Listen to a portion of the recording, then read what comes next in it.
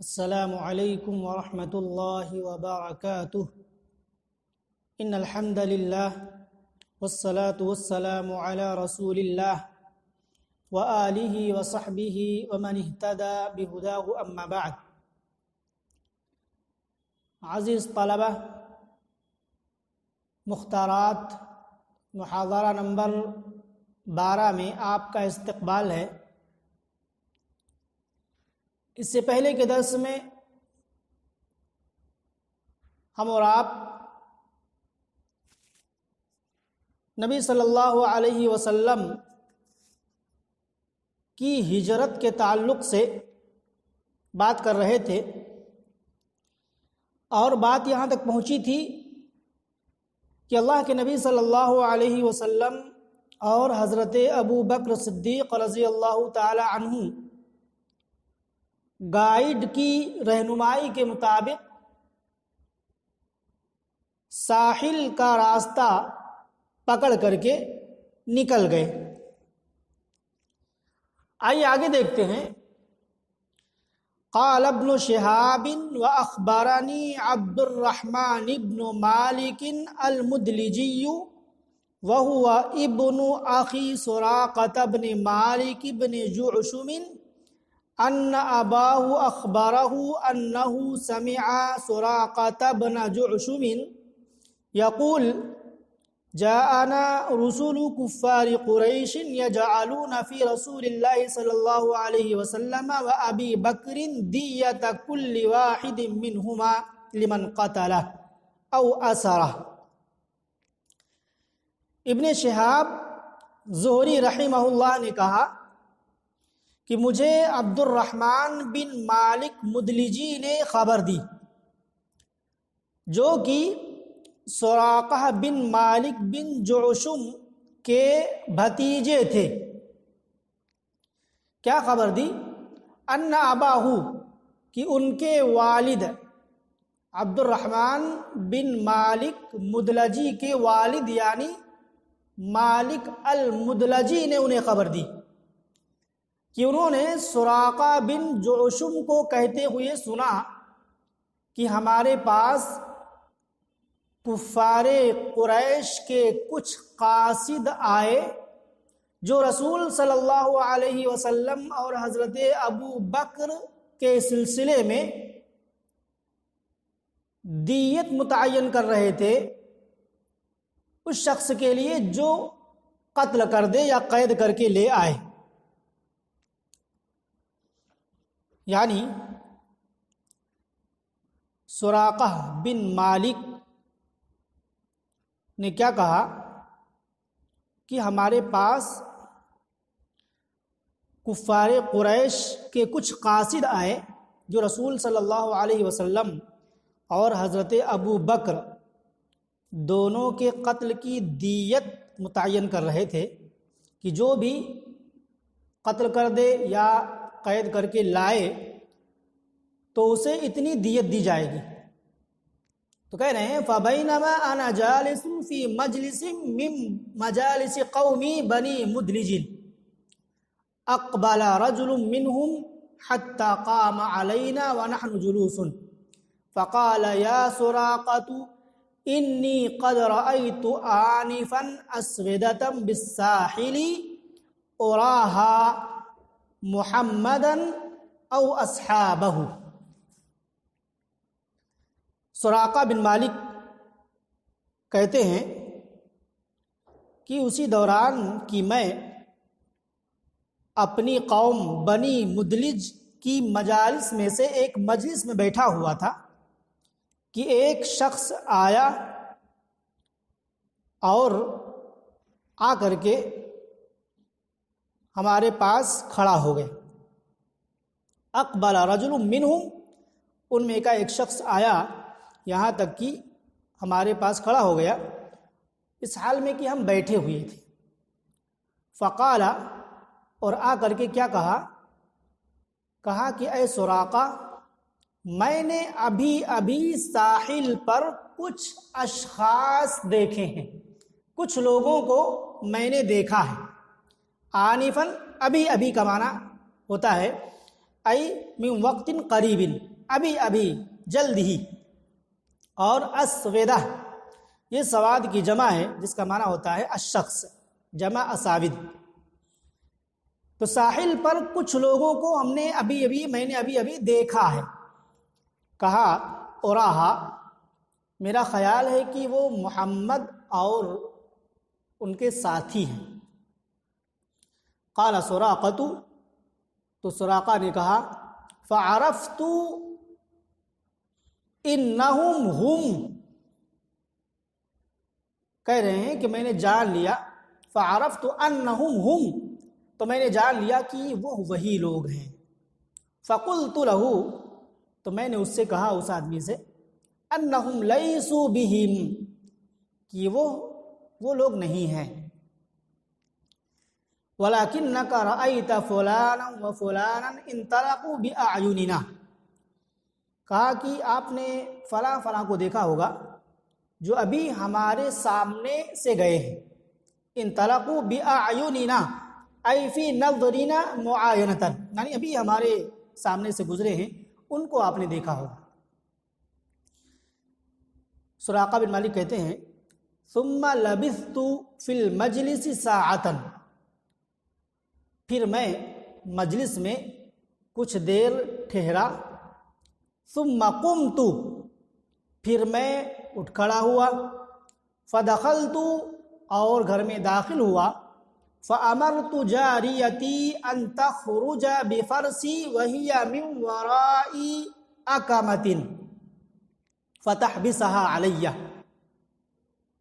کہا کہ میں گھر میں داخل ہوا اور اپنی لونڈی کو حکم دیا کہ وہ میرے گھوڑے کو لے کر کے نکلے اور ٹیلے کے پیچھے اسے میرے لیے روک کر کے رکھے. وَأَخَذْتُ رُمْحِي فَخَرَجْتُ بِهِ مِنْ زَهْرِ الْبَيْتِ، اور میں اپنا نیزہ لے کر کے گھر کے پیچھے سے نکلا. فَخَطَطْتُ بِزُجِّهِ الْأَرْضَ وَخَفَضْتُ عَالِيَهُ حَتَّى أَتَيْتُ فَرْسِي فَرَكِبْتُهَا، کہتے ہیں پس میں نے نیزے کی شان زمین میں لگا دی اور کیا کیا، اس کے اوپری حصے کو نیچے کر لیا یہاں تک کہ میں گھوڑے کے پاس آ گیا. تو زج کا معنی ہوتا ہے، 3 نمبر کا حاشیہ آپ دیکھ سکتے ہیں، الحدید فی اسفل الرمح، نیزے کے نیچے جو لوہا لگا ہوا ہوتا ہے اس کو زج کہا جاتا ہے. تو کہا میں آ گیا. فرکبتها، اور گھوڑے پر سوار ہو گیا. فرفعتها تقرب بی، پس میں نے اسے دوڑایا، وہ دوڑ رہا تھا مجھے لے کر کے. 4 نمبر کا حاشیہ آپ دیکھیں گے تو التقریب سیر دون العدو، یعنی ایسی چال جو دوڑنے سے کچھ کم ہو، یعنی جس کی رفتار دوڑ سے کچھ کم ہوتی ہے اس کو تقریب کہا جاتا ہے. تو کہا حتی دنوت منہم، یہاں تک کہ میں ان کے بالکل قریب ہو گیا. دنا یدنو دنون، قریب ہونا. فعثرت بی فرسی، کتنے میں کیا ہوا کہ میرا گھوڑا مجھے لے کر کے پھسل گیا. فخررت عنها، اور میں اس گھوڑے سے نیچے گر گیا. خر یخر کا معنی ہوتا ہے زمین پر گرنا. خررت، میں گر گیا، واحد متکلم کا صیغہ ہے. پھر کہہ رہے ہیں فقمت، پھر میں اٹھ کھڑا ہوا. فاہویت یدی الی کنانتی، اہویت، اہوا یہوی اہوا، جس کا معنی ہوتا ہے ہاتھ بڑھانا. اور کنانہ، کنانہ کہتے ہیں ترکش کو، تیر دان، یعنی جس میں تیر رکھا جاتا ہے. 6 نمبر کا حاشیہ آپ دیکھیں، جعبۃ من جلد او خشب تجعل فیہا السہام، یعنی چمڑے یا لکڑی کا وہ تھیلا یا برتن جس میں تیر رکھے جاتے ہیں تو اسی کو کہا جاتا ہے، جس کی جمع کنائن یا کنانات آتی ہے۔ تو کہا کہ اپنے ترکش کی طرف میں نے اٹھ کر کے ہاتھ کو بڑھایا، فاستخرجت منها الازلام، اور میں نے اس سے تیروں کو نکالا۔ ازلام یہ ظلم کی جمع ہے۔ 7 نمبر کا حاشیہ آپ دیکھیں، جس کا معنی ہوتا ہے سہم لا ریش علیہ، ایسا تیر جس پر پر نہ ہوں، جس کے ساتھ پر نہ لگے ہوں۔ اور عرب کے لوگ زمانے جاہلیت میں ان تیروں کے ذریعے سے فال نکالتے تھے۔ تو کہا کہ میں نے تیروں کو نکالا، فاستقسمت بها، اور ان کے ذریعے سے فال نکالا۔ اور فال نکالنے کا مقصد کیا تھا، کیا جاننا چاہتے تھے؟ اضرهم ام لا، کہ میں انہیں نقصان پہنچا سکوں گا یا نہیں۔ تو کیا نکلا؟ فخرج الذی اکرہ، کہہ رہے ہیں کہ وہ چیز نکلی جسے میں نہیں چاہتا تھا، ناپسند کرتا تھا، یعنی میری چاہت کے خلاف فال نکلا۔ فرکبت فرسی، پس میں اپنے گھوڑے پر سوار ہوا، وعصیت الازلام، اور تیروں کی نافرمانی کی، یعنی فال جو نکلا تھا اس کے مطابق میں نے نہیں کیا، اس کا الٹا کیا اور میں نکل کھڑا ہوا۔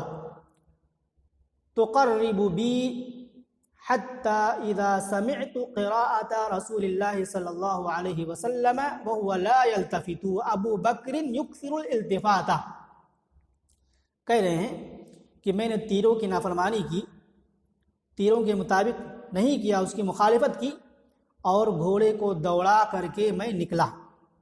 تقرب بھی، وہ گھوڑا مجھے لے کر کے دوڑ رہا تھا، یہاں تک کہ میں نے اللہ کے رسول صلی اللہ علیہ وسلم کی قرأت سنی اور آپ متوجہ نہیں ہو رہے تھے، یعنی التفات نہیں کر رہے تھے، دائیں بائیں توجہ نہیں دے رہے تھے، اور حضرت ابو بکر بہت زیادہ التفات کر رہے تھے،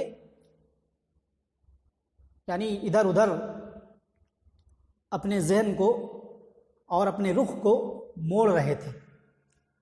کہ کیا ہوا؟ ساخت یدا فرسی، کی اتنے میں میرے گھوڑے کے اگلے دونوں پاؤں کیا ہو گئے؟ زمین میں دھس گئے۔ ساخ یسوخ سوخا فی الطین غاص فیہ وغابہ۔ 8 نمبر کا حاشیہ دیکھیں، باب نصرہ سے، جس کا معنی ہوتا ہے کہ غائب ہو جانا، مٹی یا کیچڑ کے اندر گھس جانا، دھس جانا جس کو کہا جاتا ہے۔ تو کیا ہوا؟ گھوڑے کے اگلے دونوں ہاتھ یعنی اگلی دونوں ٹانگیں زمین میں دھس گئیں۔ حتی بلغت الرکبتین، یہاں تک کہ دونوں گھٹنوں تک گھوڑا دھس گیا۔ فخررت عنہا، پس میں اس سے گھوڑے سے گر گیا۔ ثم زجرتها، پھر میں نے اسے ڈانٹا۔ فنہضت، تو گھوڑا اٹھا۔ فلم تکد تخرج یدیہا، لیکن وہ اپنے دونوں ہاتھ یعنی اپنی دونوں ٹانگوں کو نکالنے کے قریب نہیں تھا۔ فلم مستوت، بڑی مشکل سے جب اس نے نکالا، واستوت قائمتاً، اور سیدھا کھڑا ہوا، تو کیا ہوا؟ اذن لأثر یدیہا غبار ساطع فی السماء مثل الدخان، تو کیا ہوا کہ اچانک اس کے دونوں ہاتھوں کے نشان، یعنی اگلی دونوں ٹانگوں کے نشان، یعنی جہاں پر وہ دونوں دھسے ہوئے تھے، دھوئیں کے مثل آسمان میں غبار اڑا۔ کیا ہوا؟ فاستقسمت الازلام، تو کہہ رہے ہیں پھر میں نے فال نکالا۔ فخرج الذی اکرہ، پھر وہی چیز نکلی جسے میں نہیں چاہتا تھا، ناپسند کرتا تھا۔ پھر کیا ہوا؟ فَنَادَيْتُهُمْ بِالْأَمَانِ فَوَقَفُوا، تو میں نے انہیں امان کے ساتھ ندا دی، یعنی پکارا کہ میں امان دیتا ہوں، رک جاؤ. تو کیا ہوا؟ فَوَقَفُوا، وہ سب رک گئے.